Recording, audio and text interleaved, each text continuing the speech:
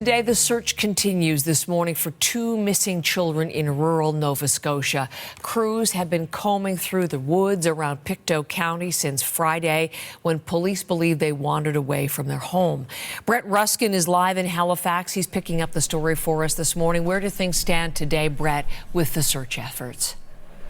Good morning, Heather. Yeah, search efforts are continuing this morning for these two missing children here in Nova Scotia. So we have 6-year-old Lily Sullivan and 4-year-old Jack Sullivan. They went missing on Friday morning. Now, we heard from the children's stepfather recently. Here's what he had to say about this situation.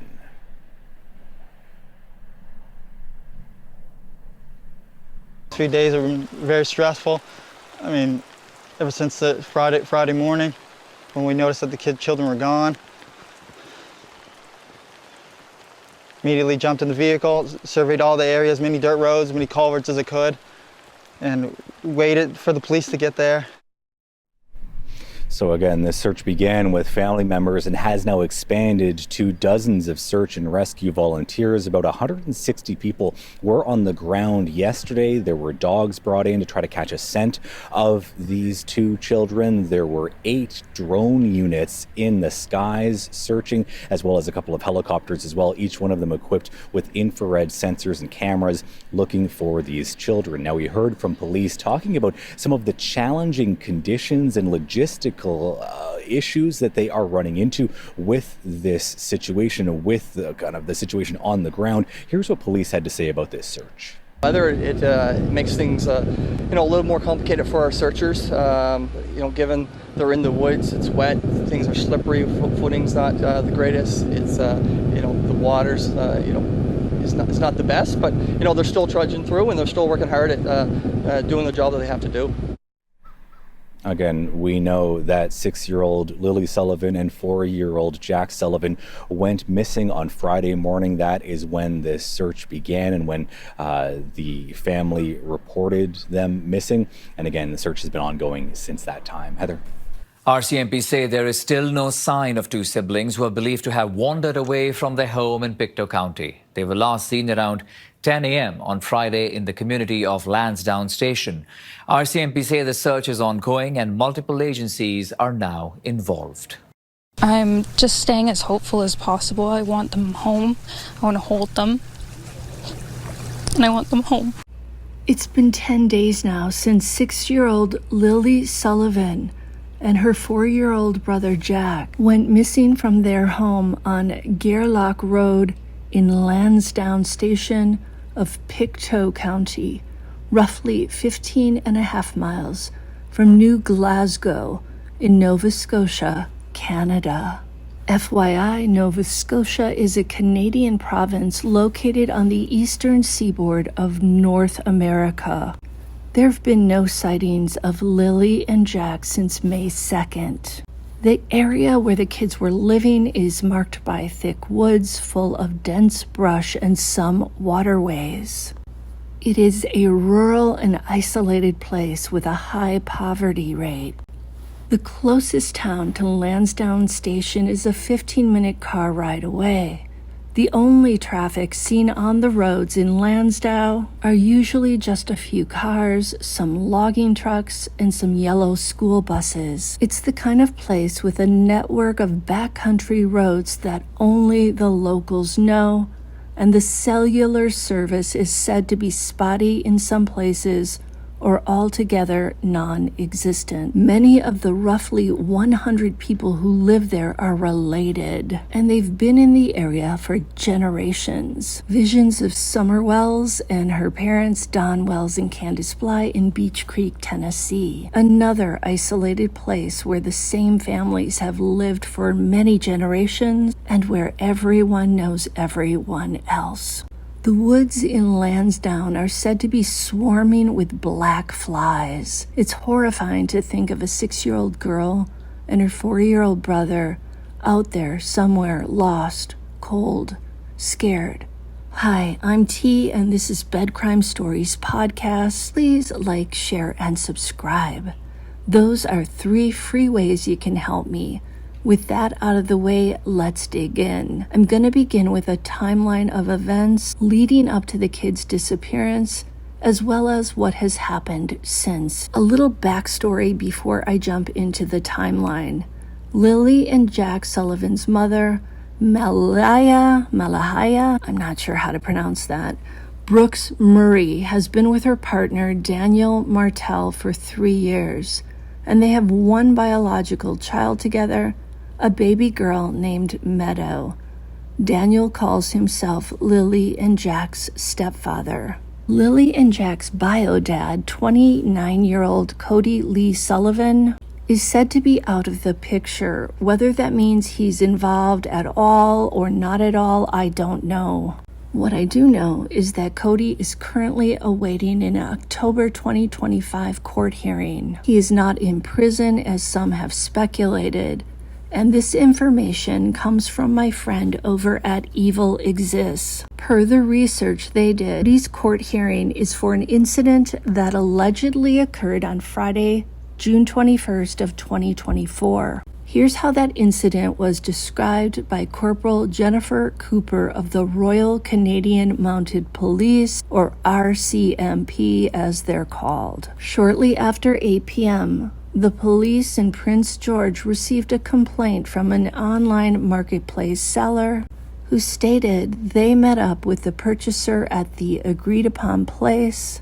When the purchaser produced a sharp object, I'm not going to say what it is, demanded the merchandise, and then left the area in a pickup truck, the seller was able to get a description of the vehicle and its last known direction of travel, which enabled the police officers to catch up with the suspect vehicle quickly. The merchandise was located inside the vehicle and returned to the seller. Thankfully, nobody was injured in this incident. The suspect, identified as 28-year-old Cody Lee Sullivan, was arrested and held in custody until he could attend a bail hearing. He was subsequently returned to the community on a release order with a future court date. So far, Sullivan has said nothing about his 2 missing kids. Back to Mom Malahia, that's how I'm going to pronounce it, and stepdad Daniel Martell. Malahia and her 2 kids, Lily and Jack, moved into the dilapidated home belonging to Daniel Martell's family 2 years ago. It's been said that the property has been in Daniel's family for generations. Malahia is a stay-at-home mom, and Daniel works at a local sawmill. But the work at the sawmill is said to have slowed down in recent weeks, and Daniel was not at work on Friday, May 2nd, when the kids vanished. Daniel not being at work on that Friday is, to me, a red flag. The children's maternal grandfather is a member of the Mi'kmaq community. The Mi'kmaq are the largest of the Native American people, traditionally occupying what are now Canada's Eastern Maritime provinces, Nova Scotia, New Brunswick, and Prince Edward Island. Now let's talk about how things unfolded on the week when Lily and Jack Sullivan went missing. We'll begin on Tuesday, April 29th, 2025. That's when Lily and Jack Sullivan spent the day at Salt Springs Elementary School. The school is roughly 11 miles away from their home. The bus driver drops the siblings off at home that day. The driver will later tell reporters that Lily and Jack are both verbal. Apparently, there were some rumors that they were not.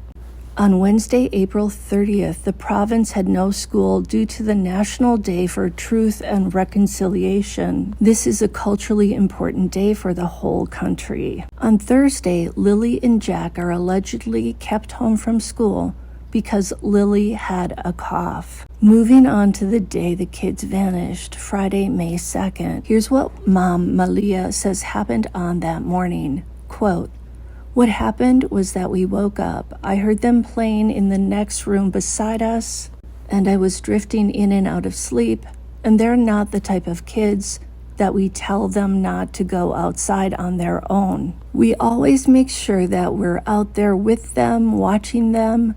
Then they happened to just get out that sliding door and we can't hear it when it opens, and they were outside playing, but we weren't aware of it at the time. And the next thing we knew, like it was quiet, and we get up and I tell him, my partner Daniel, I tell him, do you hear the kids? And he says, no. And we get up instantly. We're looking outside, we're looking everywhere, yelling for them. And I instantly just called 911. I had the instinct I need to call. So the mom says she dialed 911 at 10 a.m. to report that Lily and Jack had wandered away from home and are missing. Stepdad Daniel Martel will later tell reporters that Lily and Jack are awesome kids.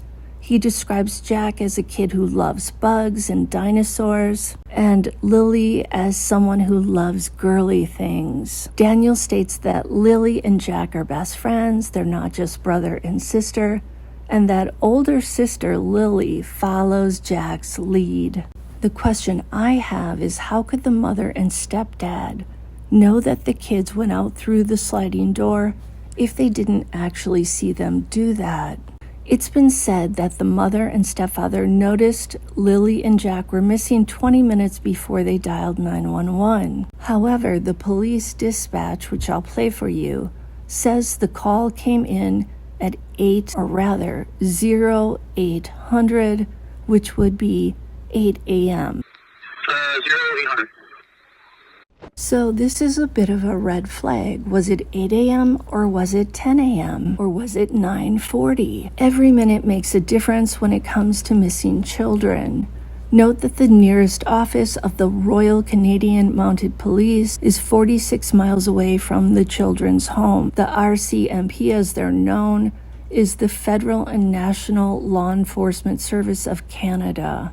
In short, they are the cops. At 11 a.m. that same day, the police issue a vulnerable missing persons advisory. The advisory describes Lily and Jack as follows. Lily has shoulder-length light brown hair with bangs. She might be wearing a pink sweater, pink pants, and pink boots. Jack is described as having short blondish hair. He was wearing blue dinosaur boots.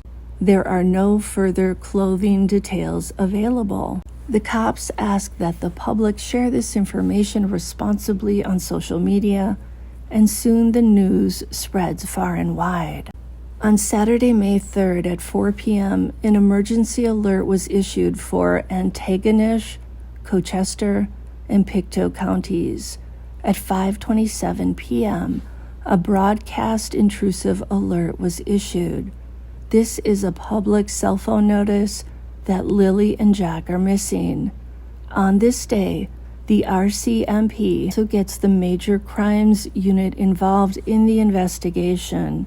And yes, it's an investigation. Lily and Jack's mother and stepfather attend a briefing at the search and rescue headquarters on nearby Lansdowne Station Road.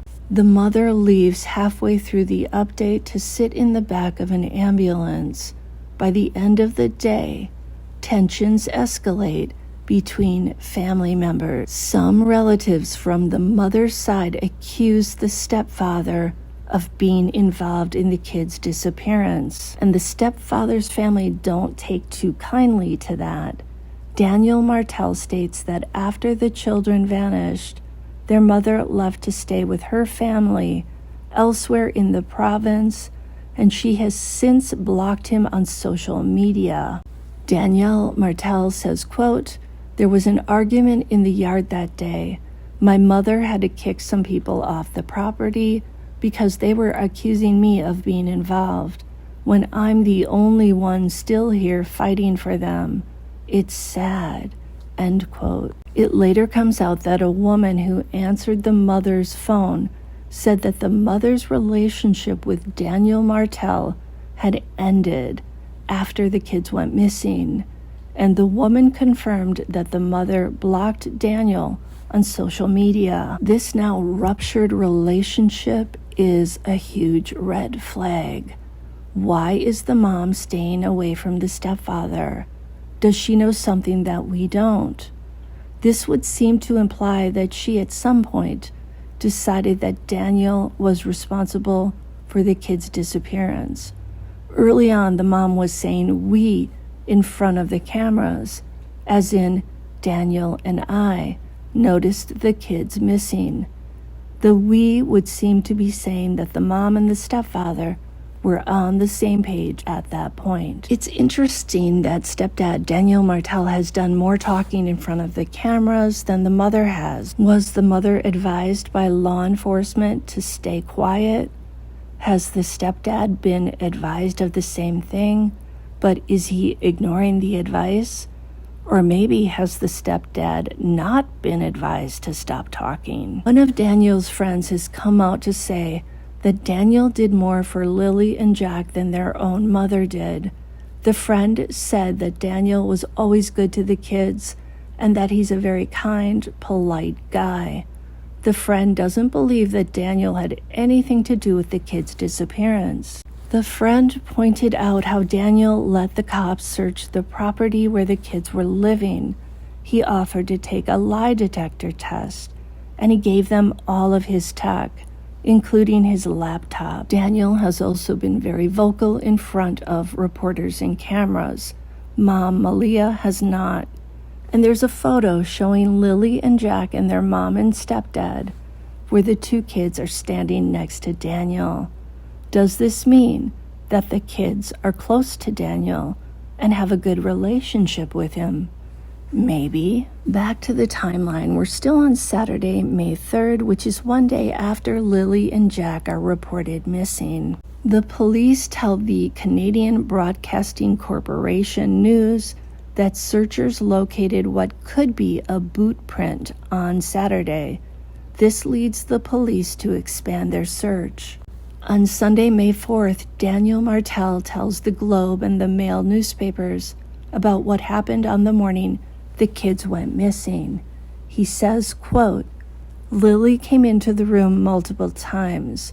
I seen her that morning, and Jack was out playing in the kitchen, I'm guessing, and they slid open the back sliding door.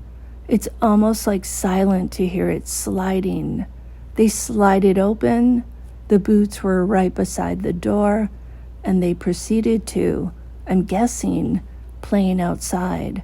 They must have got out through the back fence, and then they were gone. As soon as I seen they were gone, I immediately jumped in the car and did all the dirt roads, all the culverts, checked over the rivers and streams. As soon as I got home 10 minutes later, I headed out on foot," end quote. If you look at the property, you can see that there are sort of makeshift fences around the two homes.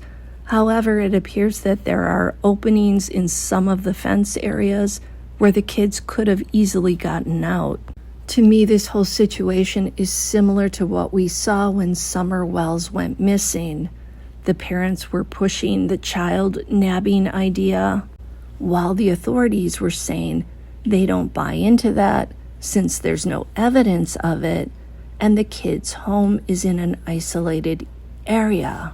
It would be easier to believe somebody grabbed the children if they were playing in a highly populated location, let's say New York. In this situation, someone would have to know that the kids lived on the rural property in Nova Scotia to have gone there and taken them. Also, I'm wondering, how easy is it to grab two little kids at the same time? I guess if multiple adults were involved in something like that, it could happen. But then there would likely be the sounds of the children crying out, at least you'd think. But then again, there's Elizabeth Smart, who was taken from her bedroom, and the parents didn't hear a thing. Now, on this same day, Sunday, May 4th, the Royal Canadian Mounted Police requests the help of the Nova Scotia Guard, a provincially organized volunteer group, to aid in the search. More than 160 people search, assisted by several helicopters with infrared capabilities that allow them to see living creatures at night, 9 drone units, and several tracking dogs. Multiple agencies participate in the search, including search and rescue teams from around the province, the Civil Air Search and Rescue Association, the Department of Natural Resources Air Services, RCMP Police Dog Services, and RCMP Remotely Piloted Aircraft Systems Operators. Sunday turns into Monday, May 5th, and there have been no sightings of the children, despite a heavily focused search scanning a 4 square kilometer area around the family's home. That would be a 1.5 square mile area. On May 6th, the police take Daniel Martel to the Pictou County District RCMP's detachment in the town of Stellarton. There he is questioned for 4 hours. Daniel will later say he was asked to go over details and timelines to the minute and to draw on maps where he thinks the kids could be. Daniel says, quote, "They're easy on me because they know I'm telling the truth about everything," end quote.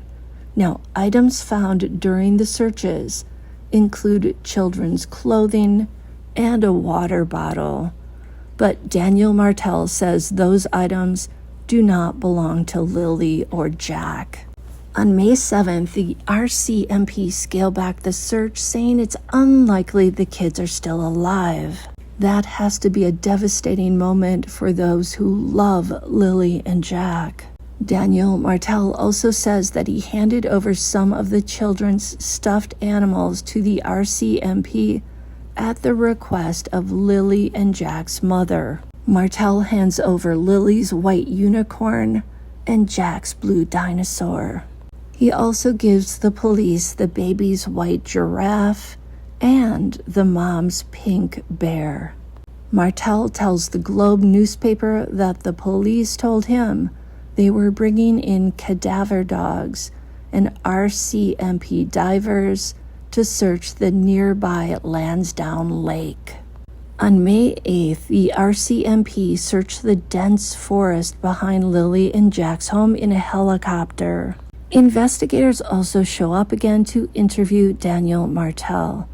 Martel tells reporters that the cops just want to look at any tech that could help match up any phones that came into the yard. That afternoon, Martel is driven by a friend to the Children's Protective Services office in Stellarton, where he asked to see his 16-month-old baby, Meadow. He's denied. Martel later says during an interview that with the kids going missing, CPS wants to keep a tight leash on Meadow. Now on May 9th, Lily and Jack have been missing for more than a week. Martel continues to say that he's fully cooperating. He goes so far as to say he's offered to take a lie detector test as well as drug tests. He states that the cops are looking at the wireless router in the home to see who connected to the internet at what times. Mr. Martel also says that the Lansdowne Lake has been scoured from above by helicopter and divers have been in the water searching, but nothing has been found. What upsets me is that Daniel Martel keeps saying that the children had to have been abducted, and the cops are saying there's no evidence of that. I think the fact that this is very rural makes it much less plausible that a stranger would happen upon Lily and Jack and nab them. And again, Malia Brooks Murray, the mother, has left the area with Meadow to be with her family. The children's maternal grandmother is now saying that the police have advised the family against speaking with the public. Could that be why Malia seems to be MIA? But then why is Daniel Martel continuing to talk? Visions of Chris and Katie Proudfoot, who I'm sure are rejoicing that social media has become obsessed with a different missing persons case. So, did Lily and Jack get lost while out playing in the woods? Did they get hurt out there? Did they maybe fall in a body of water? Or is something more foul afoot? Only time will tell. Here are some statistics about missing children's cases from Robert Kester, a search mission coordinator with the Virginia Department of Emergency Management in the United States. Half of 4 to 6-year-olds are going to be found within 0.31 miles from where they went missing, and 75% of kids are 0.74 miles away. 95% are found 4 miles away. Kester said that if you find a child in the first 24 hours, their chance of survival is very good. In fact, 98% are found alive if they're located in the first 24 hours. But if the kids are still missing after 2 days, their chances of survival drop down to 33%. But of course, every now and then, miracles do happen. So we should not give up on Lily and Jack, and they need all of our prayers. Until the next time on Bed Crime Stories, please smash that like button and please subscribe to the channel.